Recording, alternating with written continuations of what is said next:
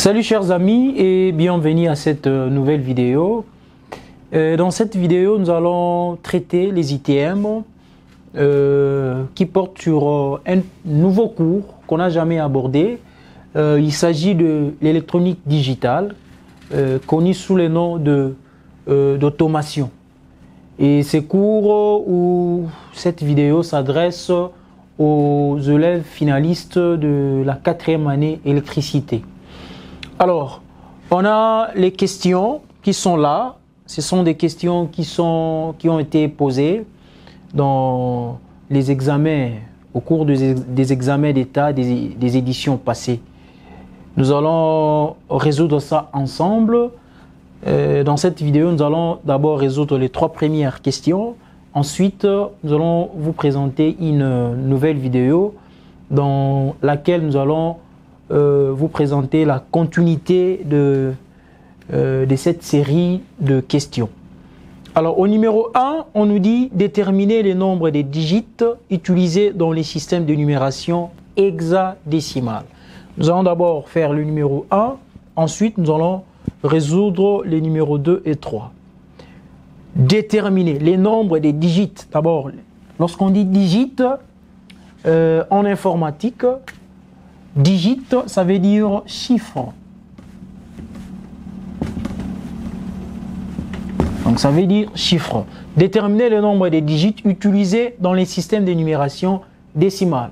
Vous connaissez, vous les savez, on distingue plusieurs systèmes de numération. On a les systèmes de numération, par exemple, décimales. C'est les systèmes de numération le plus utilisé par l'homme.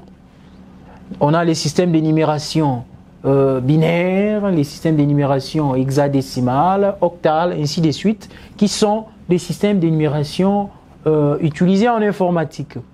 Alors ici, dans les systèmes de numération hexadécimale, nous connaissons très bien que la base de ces systèmes, c'est la base 16. Donc résolution. Donc chaque système de numération a une base.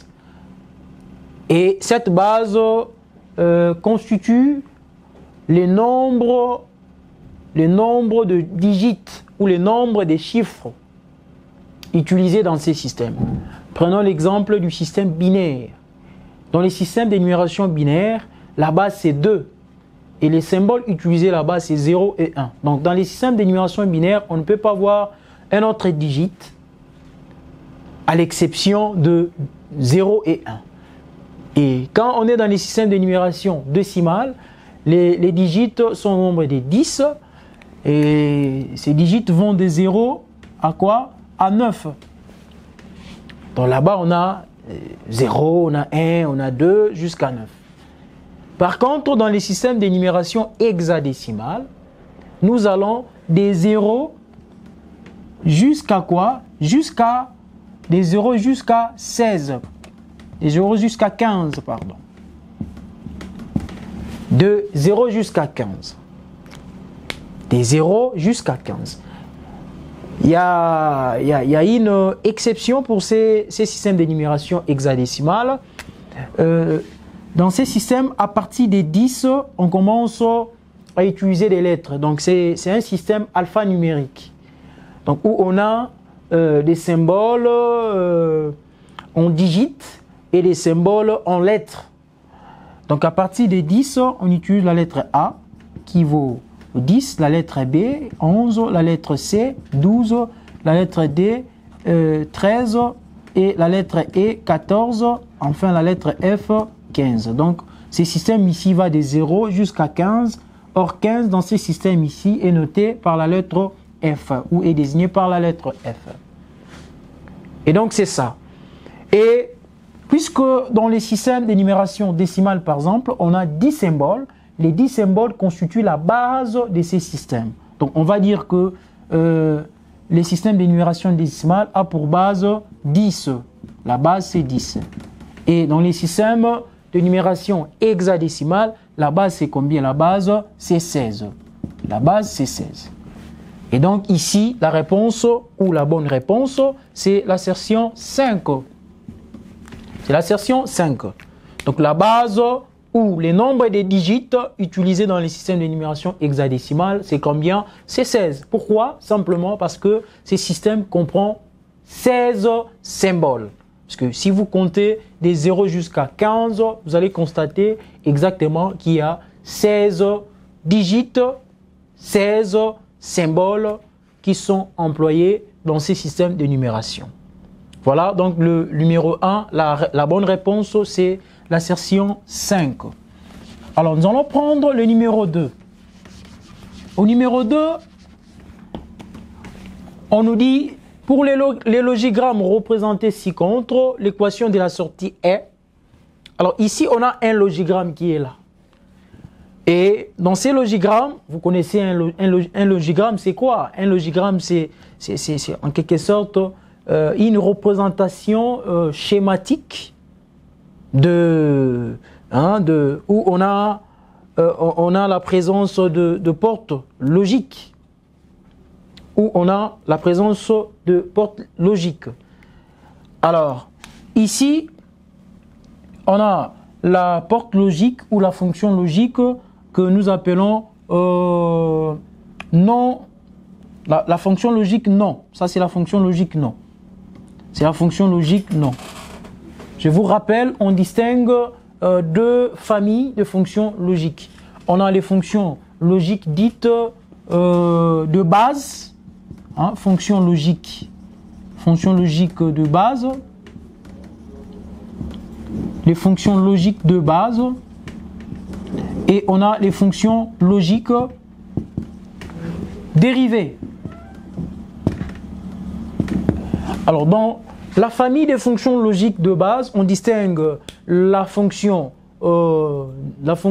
oui, on a la fonction non, on a la fonction ou, en anglais or, on a la fonction et.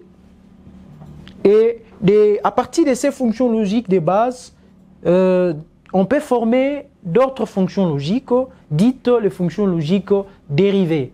Donc, les fonctions logiques dérivées sont des fonctions qui découlent des fonctions logiques de base. Et là-bas, on peut avoir des fonctions logiques telles que la fonction inhibition, on peut avoir la fonction implication, on peut avoir la fonction non ou, on peut avoir la fonction non et, on peut avoir la fonction ou exclusif, on peut avoir la fonction et exclusif. Là, ce sont des fonctions logiques dérivées, c'est-à-dire les fonctions logiques formées en combinant les fonctions logiques de base. Alors, ici, on a un logigramme qui est là. Ce logigramme, comme je viens de le dire, est formé de fonctions logiques, donc des portes logiques. Ici, on a le variable d'entrée qui passe par ces portes logiques. Et nous allons établir l'équation des sorties en se référant ou en se basant aux différentes théories apprises lorsque nous avons eu à étudier ces différentes fonctions logiques. Alors ici, à l'entrée, nous avons, c'est toujours B. Nous passons par la porte ou la fonction logique non. Donc nous allons voir à la sortie B bar. Ici, nous avons C. À l'entrée, nous avons C. Alors, nous entrons par la fonction logique non. La fonction logique non ou. Donc ça, c'est une fonction logique dérivée. Non ou. Or, nous savons, quand nous parlons de la fonction logique non, ou, c'est quoi? C'est la somme. C'est la somme. Et lorsqu'on ajoute la fonction logique de base, appelée la fonction non, nous allons avoir une fonction logique dérivée qu'on appelle non ou. Donc ici, on va avoir B bar plus C les tout bar. B bar plus C les tout bar. B bar plus C, les tout bar. Alors, qu'est-ce que ça nous donne? Ça nous donne B2 bar. Ça va? On sait que lorsqu'on a l'addition bar, ça nous donne la multiplication d'après les postulats des Boole, George Boole. Et quand on a la multiplication bar, ça nous donne l'addition. Donc ici, on va avoir B2 bar. L'addition bar, ça nous donne la multiplication multipliée par C bar. Or, lorsqu'on a B2 bar, ça nous donne quoi? Ça nous donne simplement B. Donc, on va avoir ici B multiplié par C bar. Là, c'est le résultat à la sortie de cette fonction logique, qui est une fonction logique dérivée, bien entendu. Et ici, à l'entrée, nous avons la variable A, mais attention, la variable D passe par la fonction logique non. Donc ici, nous allons avoir D à l'entrée, à la sortie, on a D bar. Et nous entrons dans une fonction logique dérivée également. Non ou. Donc ici, à la sortie, nous allons avoir A plus D bar, n'est-ce pas? Les tout bar. On aura A plus D bar, les tout bar. Alors, A plus D bar, les tout bar, ça va nous donner quoi? Ça va nous donner A bar, n'est-ce pas? L'addition bar, ça nous donne la multiplication, n'est-ce pas? Et ici, on va avoir D bar bar. Alors, 2 bar bar, ça nous donne quoi? Ça nous donne simplement 2. Donc, ici, on va avoir A bar multiplié par 2. Alors, ici, nous entrons encore à une porte logique dérivée. C'est pratiquement le même porte logique que celle-ci. Donc, ici, nous allons avoir quoi? À partir de ces niveaux ici, nous allons avoir, nous savons que dans cette broche, hein, nous avons ces résultats. Dans l'autre, nous avons ces résultats. Donc, nous allons avoir ici, écrivons ça avec ce feutre en couleur noire. Nous allons avoir B fois C bar plus, n'est-ce pas? A bar fois 2, les tout bar. Donc, c'est ce que nous allons avoir à ces niveaux. B fois C bar plus A bar fois 2, les tout bar. Alors, qu'est-ce que ça nous donne ça?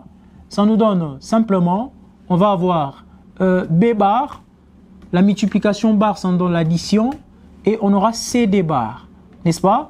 Ici, c'est l'addition, ça va devenir la multiplication. Alors, on va mettre parenthèse, multiplié par quoi? Multiplié par A2 bar. La multiplication bar, ça nous donne l'addition, n'est-ce pas? Plus D bar. Alors, qu'est-ce que nous allons avoir ensuite? Nous aurons ici B bar plus CD bar, ça nous donne C, d'après le postulat de George Boole. Et ici, on va avoir multiplié par quoi? Par AD bar. AD bar, ça nous donne A, n'est-ce pas? Plus D bar. Alors là, nous sommes à ces stades. Nous sommes dans cette porte logique. Et nous allons maintenant sortir par S. Et donc, S serait égal à quoi? S serait égal, ça sera ces résultats ici. On ajoute juste une barre au-dessus. Donc, on va avoir B bar plus C multiplié par A plus D bar, n'est-ce pas? Les tout bar. C'est ce qu'on va avoir à la sortie. Et qu'est-ce que ça nous donne concrètement? Alors, nous allons avoir ici B2 bar. Ici, l'addition bar, ça nous donne la multiplication fois C bar, n'est-ce pas? La multiplication bar, ça nous donne l'addition. Et donc, ici, on va avoir A bar, n'est-ce pas? Multiplié par quoi? Multiplié. Pourquoi multiplié? Parce que c'est plus bar. Ça va nous donner A bar multiplié par 2 bar. Et donc, on va avoir ici B multiplié par C bar plus A bar multiplié par quoi? Par 2. Eh bien, c'est ça la réponse à la sortie ou les résultats à la sortie de ces logigrammes. Alors, nous allons vérifier les assertions et nous allons dire quelle est l'assertion qui est bonne. Ici, on nous dit A bar, AC bar plus A B bar 2. C'est pas ça. Ça, c'est pas ça. B C bar plus A bar D. Eh bien, c'est La bonne assertion, c'est l'assertion 3. On a B, C bar, plus A bar fois 2. Et ici, on a B, C bar, plus, c'est pas ça, c'est pas ça. Voilà comment nous pouvons réfléchir devant un logigramme. Il faut d'abord comprendre les fonctions logiques de base et les fonctions logiques dérivées. Une fois que vous avez compris comment ça fonctionne, comment chaque fonction logique fonctionne, vous devez retenir le postulat de George Boole. Vous allez voir que c'est simple et c'est facile à résoudre. Et au numéro 3, on nous dit dans la notation en complément en 1, on ajoute 0, 1, 1 à un nombre n et le résultat donne 1, 1, 0, 0, 1. Le nombre n décimal sera, donc ici, on va convertir ces nombres ici, n'est-ce pas, qui est en les nombres n, je pense, en décimal, sera 1, 1, 0, 0, c'est en binaire, parce qu'on n'a que 0, 1, 1 qui constitue le deux symboles employés dans les systèmes binaires. Alors, il s'agit de convertir ces nombres en décimal. C'est trivial, c'est simple. Donc, il suffit de résoudre ceci. On a 1, 1, 0, 0, 1, n'est-ce pas? En base 2 est égal à quoi? En base 10. Et comment on appelle cette opération? On appelle ça les décodages. Rappelez-vous, il y a les opérations entre les systèmes d'énumération. Parmi ces opérations, on a parlé du codage. Il y a les codages, il y a les décodages et il y a les transcodages. Il y a les transcodages. Alors, ça, c'est les décodages. Comment faire ça? C'est vraiment simple, c'est fastoche. Donc, il suffit de compter le nombre de rangs que vous avez ici. Ça va? On a combien de rangs? 1, 2, 3, 4, 5. On a 5 rangs. Vous prenez les 5 moins 1. Ça vous donne quoi? Ça vous donne 4. Donc, ici, on va avoir 4. Les 4 ici constituent la puissance. La première puissance que vous allez employer. Je vous donne une technique qui est simple, qui marche rapidement. Et donc ici, on va faire 1 multiplié par 2, 1 multiplié par la base, cette base ici, en binaire, exposant cette puissance. Donc 1 fois 2 exposant 4, plus 1 multiplié le deuxième 1, donc le nombre qui vient après, 1 fois 2, 1 fois 2, puissance, vous prenez les 4 ici, moins 3, ça vous donne 3. Puissance 3, plus 0. 0 multiplié par quoi? Par 2. Puissance 3 moins 1, ça donne 2. Puissance 2. Ça va? Et ensuite, vous allez avoir quoi? Vous allez avoir 0 encore, plus 0 multiplié par 2. 2. Ici, vous prenez 2 moins 1, ça vous donne puissance 1. Et enfin, plus 1 multiplié par 2 puissance 0. Et ça, c'est en quelle base? En base 10. C'est en base 10. Et donc, on va avoir ici 1 multiplié par 2 puissance 4. Donc, 2 élevé à la puissance 4, ça nous donne quoi? Ça nous donne 16. Pourquoi? Simplement parce que lorsqu'on dit 2 exposant 4, ça veut simplement dire qu'on multiplie 2 par lui-même 4 fois. Donc, 2 fois 2 fois 2 fois 2. On a 2 fois 2, ça donne 4, fois 2, 8, fois 2, 16. Donc 16 multiplié par 1, ça donne 16, plus 2 puissance 3, ça donne 8, multiplié par 1, c'est 8, plus ici, quel que soit le résultat qu'on a ici, on a déjà 0, on laisse tomber. Et ici, on aura 0. Et ici, on sait que tout nombre exposant 0 est égal à 1. Il y a un collègue qui m'a posé cette question et nous allons faire cette démonstration avec le vidéo des mathématiques dans les prochaines vidéos que nous allons vous présenter. Donc, tout nombre exposant 0, on sait que c'est 1. Et on va avoir 1 multiplié par 1, ça donne 1 en base 10. Et donc, on va faire la somme. Ici, on a combien? 24. 24 plus 1, ça donne 25. 25 à base 10. Donc, 1, 1, 0, 0, 1 en base 2 vaut 25 en base 10. C'est quelle assertion? Eh bien, il n'y a pas la bonne réponse. Il n'y a pas la bonne réponse, c'est l'assertion 6. C'est l'assertion 6. Et pour vérifier ces résultats, il suffit de faire l'opération qu'on appelle les codages. C'est les codages qu'il faut faire.